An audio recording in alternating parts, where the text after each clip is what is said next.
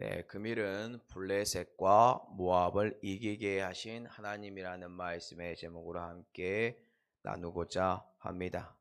오늘 다윗이 어떻게 블레셋을 이겼는지와 모압을 이겼는지에 대해서 함께 나누고, 또한 우리는 이 전쟁을 통하여 무엇을 배울 수 있는지에 관하여 함께 나누고자 합니다.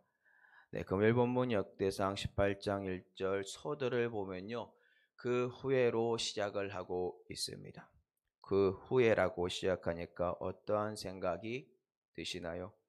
당연히 그 앞에 있는 하나님께서 주신 다윗의 언약에 대한 내용이다라는 생각이 듭니다. 그런데 지금 여기서 말하고 있는 그 후에라는 말의 뜻, 하나님께서 다윗의 언약을 주시고 다윗이 그 언약을 받은 이유를 가리키는 말이 아니다라는 것입니다.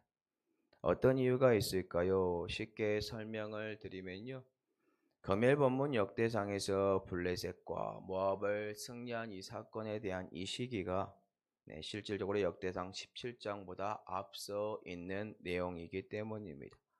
오늘 본문은 참고로 사무엘하 8장과도 동일한 본문입니다. 그리고 사무엘하 또 7장에 보면 하나님께서 다윗에게 주신 언약의 말씀의 내용이 나오죠. 그 내용이 역대상 17장과 동일한 내용입니다. 금일 본문 역대상 18장의 내용이 사무엘하 8장에 나오고 있으니 이를 고민하고 또 이것을 대조해 보면 블레셋의 전쟁 정복은 아마도 사무엘하 5장에 나와 있는 다윗이 블레셋을 이긴 사건, 그리고 아니면 우리가 현재 보고 있는 역대상으로 하면 역대상 14장에 나와 있는 다윗이 블레셋을 이긴 사건, 그렇게 보거나, 혹은 하나님의 언약궤를 옮긴 사건인 사무엘하 6장에 나온 사건, 아니면 역대상에 하나님의 궤를 옮긴 13장, 15장, 16장에 나온 이 사건이다라는 것입니다. 결론적으로 쉽게 말을 하면 오늘 본문에 사용하고 있는 이유래라는 그 단어는 결국에 역대상 17장과 18장 서로 다른 내용을 그냥 연결시켜 주기 위한 접속어로 사용되었다라는 것입니다. 시기상으로 이러한 문맥의 흐름이 있다는 것을 감안해 두시고 금요일 본문을 함께 살피면 좋겠습니다. 자, 그러면 본문으로 들어갈 텐데요. 한번 역대상 18장 1절과 사무엘하 8장 1절을 같이 한번 보도록 하겠습니다. 그 후에 다윗이 블렛 사람을 쳐서 항복을 받고 블렛의 사람들의 손에서 가드와 그 동네를 빼앗고, 사무엘하 8장 1절입니다. 그 후에 다윗이 블렛의 사람들을 쳐서 항복을 받고 블렛의 사람들의 손에서 메덱 암마를 빼앗으니라. 자, 지금 이 두 본문에 다른 단어가 사용된 곳이 바로 보이실 것입니다. 앞의 내용까지는 똑같습니다. 똑같은 내용은 어디냐면 그 후에 다윗이 블렛 사람들을 쳐서 항복을 받고 블렛의 사람들의 손에서, 여기까지는 본문의 내용이 똑같다라는 거겠죠. 그런데 그 뒤에 나온 역대상에 나온 명칭 가드와 그 동네를 빼앗고 나와 있고, 사무엘하 8장 같은 경우는요 메덱 암마를 빼앗았다라고 나와 있습니다. 여기에 나온 두 명칭에 관하여 우리는 먼저 살펴보고자 합니다. 먼저 사무엘하 8장 1절에 나온 메덱 암마라는 단어를 살펴보잖아요. 이것은 단순히 어느 지명을 가리키는 말이 아니다라고 되어 있습니다. 기본적으로 이는 굴레 또는 멍에를 의미하는 메덱과 어머니를 뜻하는 암마가 합쳐진 복합어입니다. 이를 두 단어를 합해서 직역을 하면 어머니의 굴레라는 뜻이 된다라는 것입니다. 그런데 이렇게 직역을 하면 지명이 될 수가 없습니다. 그런데 이 단어 중에 암마라는 단어가 있어요. 이 단어가 고대 근동 지역에서 사용되기를 상징적으로 머리와 토대를 의미한다라고 해요. 이 암마라는 단어가 그렇게 사용이 됐다라고 합니다. 이를 근거로 보건대 이 단어가 지명과 관련되어 사용될 경우에 이 단어가 보통 수도라고 지칭이 된다라는 것입니다. 그리고 메덱이라는 단어 같은 경우는 어떤 것이 있냐? 다른 무엇에 종속된다라는 것을 가리킵니다. 그럼 이 두 단어 종합해 보면 메덱 암마 결국에 어떻게 될까요? 블레셋의 수도였던 가드와 그의 종속되었던 네 성읍인 곧 가사, 아스돗, 아스글론, 에그론을 가리킨다라는 것을 찾아볼 수 있다라는 것입니다. 또한 이러한 근거를 쉽게 찾을 수 있는 방법이 무엇이냐? 그 방법이 어디에 있나요? 그 답은 바로 금일 본문 역대상 18장 1절에 나온 가드라는 지명과 그 동네를 빼앗았다라는 단어입니다. 여기서도 가드라는 지명이 나오고 네 성읍인 가사, 아스돗, 아스글론, 에그론이라는 명칭은 나오지 않지만 가드와 그 동네를 빼앗고라고 했을 당시에 그 동네가 바로 메덱 암마라는 단어를 토대로 조사를 해보면 결국에는 블레셋의 수도였던 가드에 종속되었던 네 성읍인 가사, 아스돗, 아스글론, 에그론이라는 것을 발견할 수 있게 된다는 것입니다. 그럼 1절을 통해 우리는 무엇을 배울 수 있을까요? 다윗이 블레셋을 사람들을 쳤는데 그들에게 항복을 받아내었고 블레셋 사람들의 손에서 그들의 수도였던 가드와 네 성읍인 가사, 아스돗, 아스글론, 에그론을 빼앗았다라는 것을 우리는 발견할 수 있다라는 것입니다.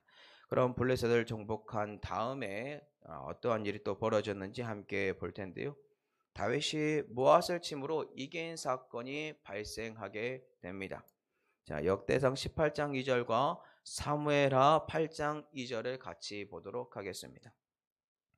또 모압을 치매 모압 사람이 다윗의 종이 되어 조공을 바치니라. 사무엘하 8장 2절입니다.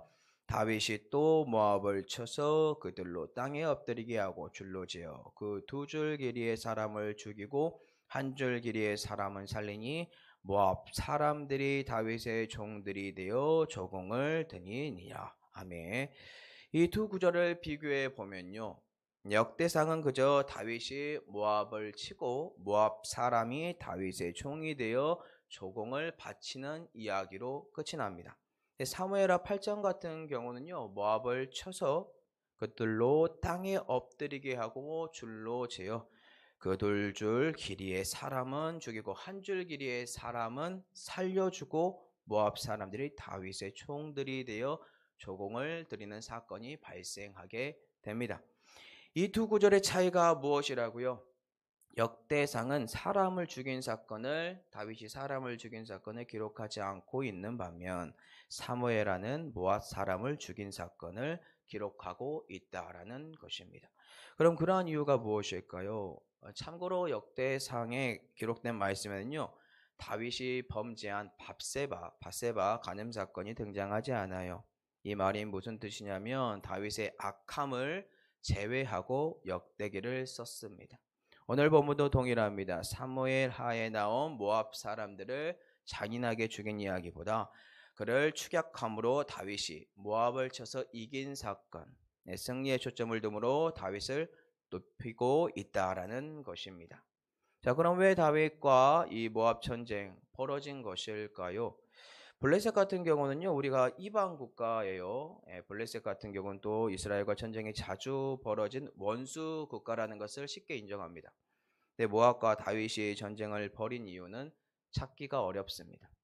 실제로 이스라엘 백성들은요, 모압을 인정하고 그들을 건드리지 않았습니다. 그 근거를 먼저 좀 살펴볼 텐데요. 신명기 2장 9절입니다. 여호와께서 내게 이르시되 모압을 괴롭히지 말라. 그와 싸우지도 말라. 그 땅을 내가 내게 기업으로 주지 아니하리니 이는 내가 롯 자손에게 아뢰를 기업으로 주었습니다. 방금 읽은 신명기 2장 9절의 말씀은요. 여호와께서 이스라엘 백성이 광야 생활을 하고 있을 때 그 백성들에게 주신 말씀입니다.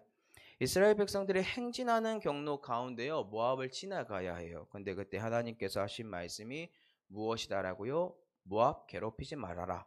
그와 싸우지도 말아라. 그 땅 내가 롯 자손에게 주었다. 기업으로 주었다라고 해요. 하나님께서 그들에게 기업으로 주신 거니까 건들지 말라라고 합니다. 자, 룻기 1장 1절도 한번 살펴볼게요. 사사들이 치리하던 때에 그 땅에 흉년이 드니라. 유다 베들레헴의 한 사람이 그의 아내와 두 아들 데리고 어디로 가냐면 모압 지방에 가서 거류하였는데 사사들이 치리하던 때에 나오미의 남편이요 자신의 땅에 흉년이 드니까 자신의 가족들을 데리고 가서 거주했던 곳이 바로 모압입니다. 이를 통해 보건대 이스라엘과 모압의 관계는 좋았다, 우호적이었다라는 거예요. 금일 역대상에 나온 모압과 다윗의 관계 또한 조사를 해보잖아요. 그 과거를 실제로 두 나라의 관계가 좋았습니다. 그걸 쉽게 찾아볼 수 있어요. 다윗이요, 어려웠을 당시에 다윗은 모압 왕에게 가서 자신의 부모의 안전을 부탁하는 모습이 있습니다. 그 사건이 발생하는데 사무엘상 22장 3절에서 4절입니다. 다윗이 거기서 모압 미스베로 가서 모압 왕에게 이르되 하나님이 나를 위하여 어떻게 하실지를 내가 알기까지 나의 부모가 나와서 당신들과 함께 있게 하기를 청하나이다 하고 부모를 인도하여 모압 왕 앞에 나아갔더니 그들은 다윗이 요새에 있을 동안에 모압 왕과 함께 있었더라. 사무엘상 22장은요, 다윗이 사울을 피하여 도망간 이후의 모습입니다.